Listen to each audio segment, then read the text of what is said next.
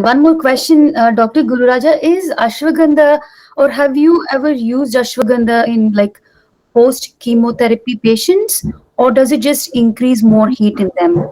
Definitely, post chemotherapy, ashwagandha is one of the important drug, and it can be given and it should be given, and it is a very good one because post chemotherapy, the immunity of a person is dropped down to a too much because of the chemotherapy drugs and the disease also. So in that condition, definitely ashwagandha has a very very important role to play, and ashwagandha can be given in that form, particularly if your patient is unable to take it because of some even associated along with the diabetes is also there and something like that, then we cannot go for the ashwagandha rasayana to be given. Then we can give it in the ashwagandha churna form, in the capsule form, or even ashwagandha ghanavati. So all these things are there. If patient is not having any issues with the sugar or diabetic type of thing, then definitely we can go for ashwagandha rasayana. Is this post the final chemotherapy, or can it be given in between 2-3 sittings of therapies? No, As well? even in the from the beginning also you can start, even at the time of chemotherapy also it can be given, and it won't interact with that chemotherapy drugs as such. Only thing is that even it avoids the complications created by the chemotherapy usage, chemotherapy drugs. So nothing to worry. You can use it concurrently with the chemotherapy also.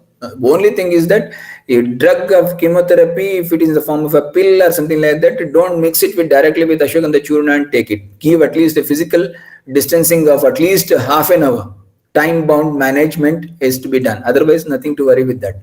A follow-up question, like is massage prohibited during these phases, like with Bala Ashwagandha Taila or anything during chemo, or did you ever see patients getting abhyanga during the chemo phase as well?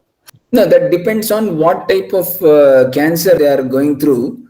If it is patient requires abhyangam, in case of chemotherapy, because of chemotherapy, person has become weak, lean, and tissues are lost, and pain is there, then we can go for abhyangam. But once again, in that also, that depends on whether what sort of abhyanga is required, whether it is a mrudu snehana required or it is a very classical way of panchakarma is required. That depends on the patient to patient, because we need to customize everything in panchakarma every patient. It is not a just a tailor made one shot go for everything. No, that is not like that.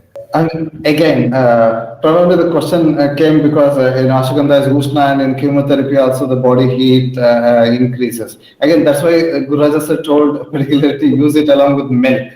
Dugdha will counter the any pitta aggravation effect, if at all, ashwagandha produces.